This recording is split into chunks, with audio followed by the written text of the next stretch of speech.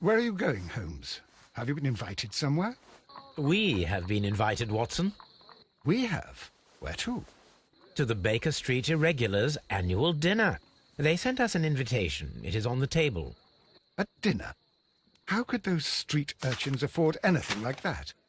I can't understand your interest in them, Holmes. They're dirty. They wouldn't hesitate to steal your wallet. Watson, you should be excited. It is a secret dinner. Its location changes every year. Read the menu. Sounds mouth-watering. All right. We, the secret police of Baker Street, invite you, Sherlock Holmes, and Dr. Watson to our annual dinner. Menu, entree, frozen rat head salad. Is this a joke? Not at all. Pray continue. Main course, sow's udder in Danny Nutcracker's way. Sounds disgusting, Holmes. Hedgehog goulash. Street turnips in homemade juice. And it goes on. I can hear them on the stairs now. Oh, we can't go there. We can't eat that. Watson, you'll hurt the feelings of those poor children. We have to go. Oh, Mr. Holmes. It is fine, Mrs. Hudson. Mr. Holmes! Wiggins, Dr. Watson is getting ready. He will be delighted to join us. You don't look well, my young man. Is there something wrong? Don't tell me the dinner is cancelled. Mr. Holmes, it's my brother Leighton. He's in a prison cell. They say he's killed 2 men. You have to help us, Mr. Holmes, 'cause I know he didn't do it. Where is he now? From what I've heard, they took him to the yard, and they gave him a good beating already. You know what they're like. They'll hang him. They won't look any further. Holmes, we have to help him. Well, and forget about the dinner. Wiggins, I'll take the case. You're fantastic, Mr. Holmes. I'll be waiting for you at the crime scene. You'll be there, right? It's on Half Moon Street in Whitechapel. Very well.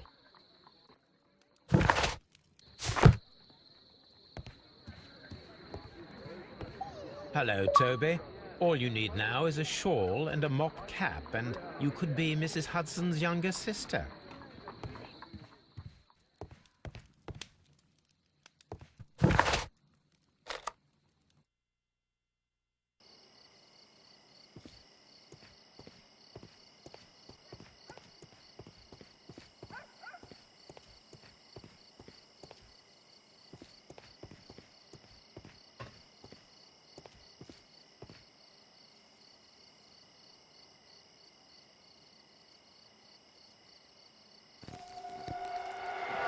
Please, gentlemen, leave the scene now. Oh, Mr. Holmes, is that you? Good evening, Constable... Constable Marrow. I was here with Inspector Aberline during the Ripper case, Mr. Holmes, back in '88. But then this is nothing like that case. With this one, we've got the murderer, the weapon, and the statements, which speak for themselves. Of course, Marrow.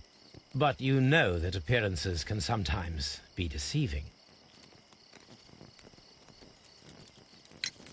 Who were the victims? The 2 men here, both shot. The stab fellow was Brian Vercotti, a well-known ruffian. The other, Kenneth Butler, a jeweller by trade. You spoke of statements. You have witnesses? Well, I was there, so I gave my own statement. And then there were 2 other witnesses who said they saw the killer Chapman. Mr. Turner, a gentleman who lives in that flat over there. And Polly Powell, a flower seller, who was over at the far side of the street. So, Constable Marrow, I should be delighted to hear your testimony. I was standing at the north side of Half Moon Street. That was the side that you came from. But you would have been unable to observe this part of the street, where we are standing now. That is correct. But I saw the 2 victims slowly enter Half Moon Street, and then shortly after, the fireworks started. A few minutes after that, the fellow Chapman rushed towards me and ran into Half Moon Street.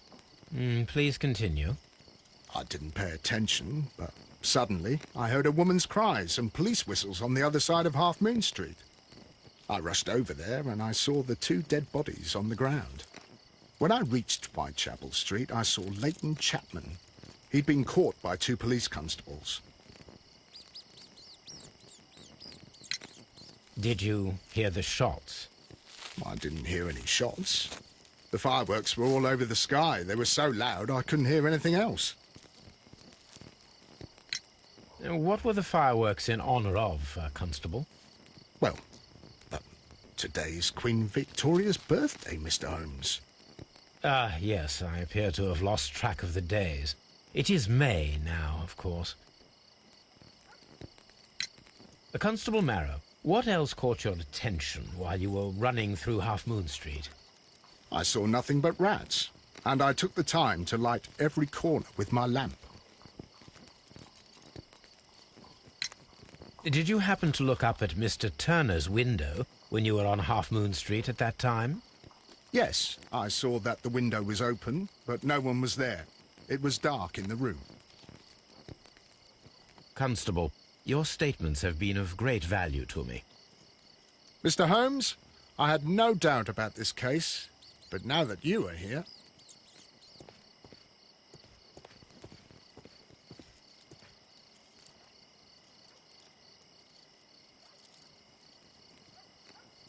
A tattoo from Westgate Prison. Vicotti must have done some time there.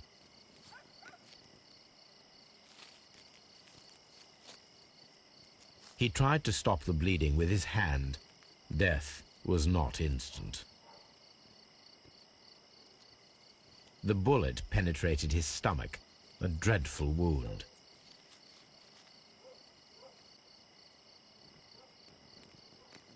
Brian Vicotti suffered greatly. What a terrible way to die.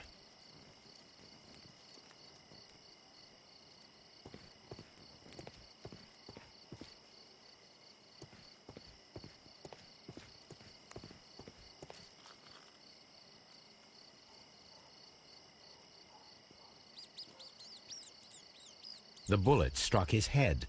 This man didn't stand a chance.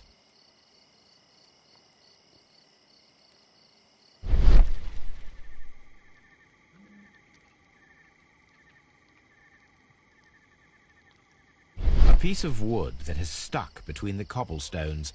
Let us take a closer look.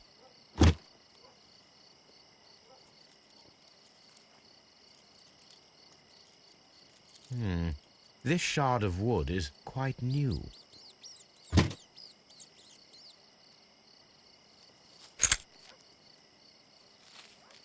This is an ordinary key.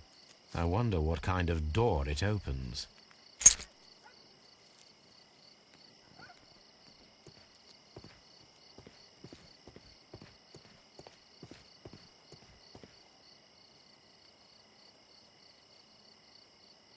Good evening, Mr. Turner. I heard Constable Marrow reply to you as Mr. Holmes. Are you that detective gentleman? I've heard of you. And, well, I know things about this evening. Excellent. Might we hear your story?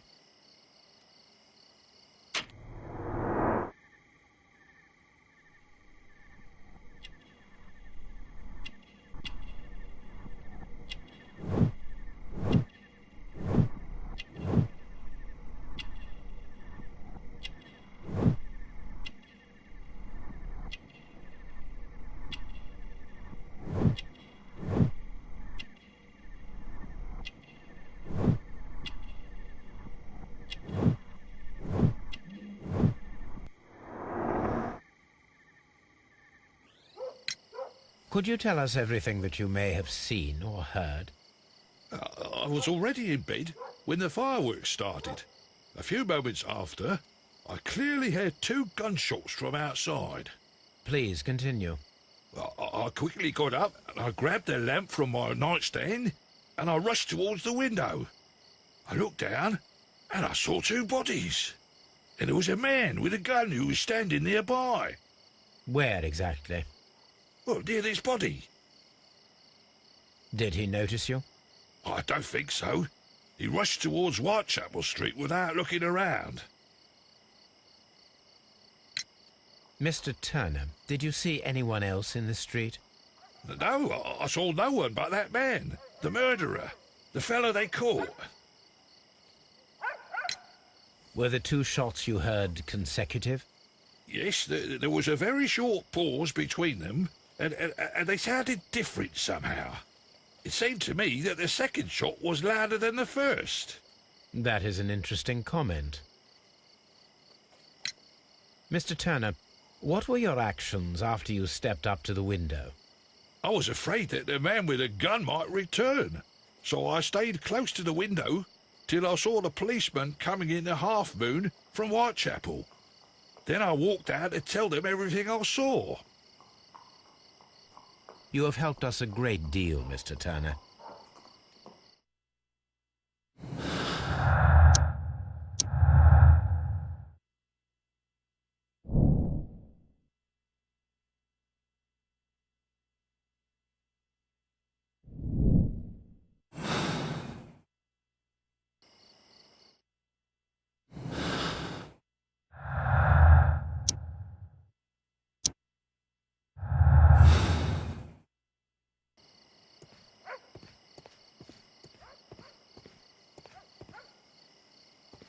I'll do anything to save my brother, Mr. Holmes.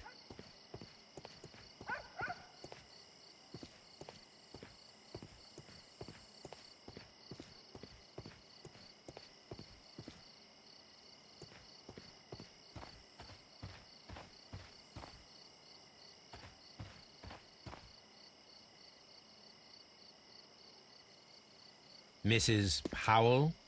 What do you want? My name is Sherlock Holmes. I'm assisting the police with their investigation of the crime that took place this evening. Well, I've already gave my testimony, but very well. Could you tell us everything that you may have seen or heard? Yes. I was selling my flowers as usual, and then the fireworks began, in honour of Queen Victoria. I enjoyed those. But then, all of a sudden, a young lad ran out of Half Moon Street and stopped just by me. He had a gun in his hand. He was like a ghost, and all covered in blood. It was dark, but I could see him, because of the flashes from the fireworks. And then? I screamed as loud as I could. I knew that a policeman should be on duty in the vicinity. He had no time to escape. 2 constables got him. Then another constable came out from the very same street, and I heard him talking of a horrible murder. Mrs. Powell, did you hear the gunshots? I'm not sure. You know, what with the fireworks? Did you see anyone else leaving Half Moon Street, prior to or at the time of the crime? No, sir, I did not.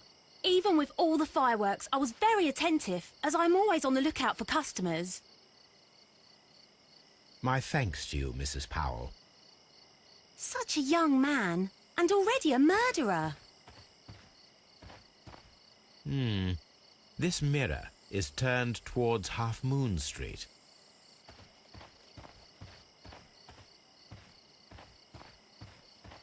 Locked. Locked.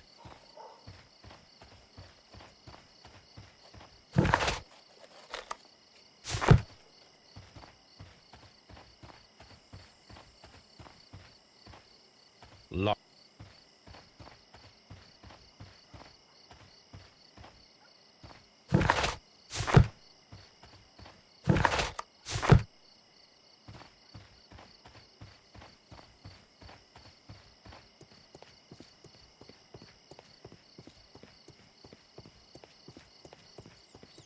It would be my...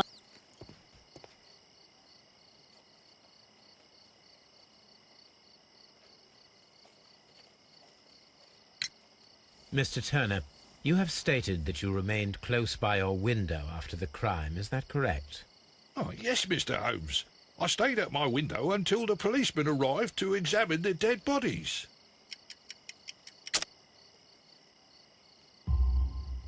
That is very interesting, Mr. Turner. Constable Marrow stated that he did not see anyone at the window when he was running through Half Moon Street.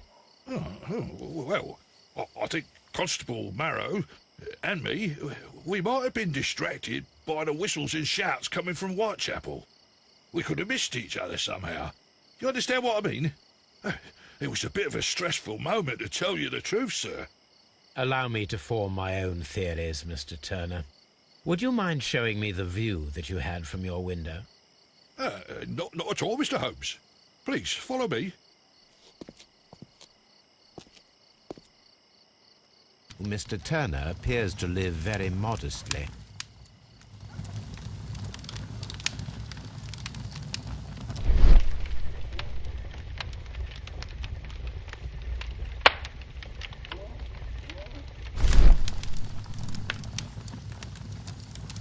The papers are almost entirely burned. I am unable to see what's written here.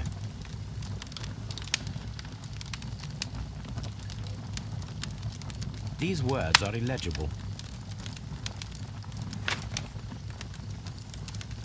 This fire is dying out.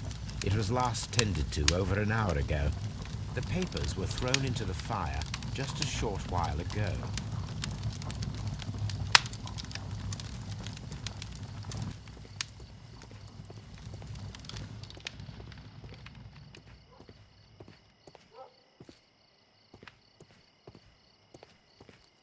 Mr. Turner was roused from his bed by the sound of gunshots.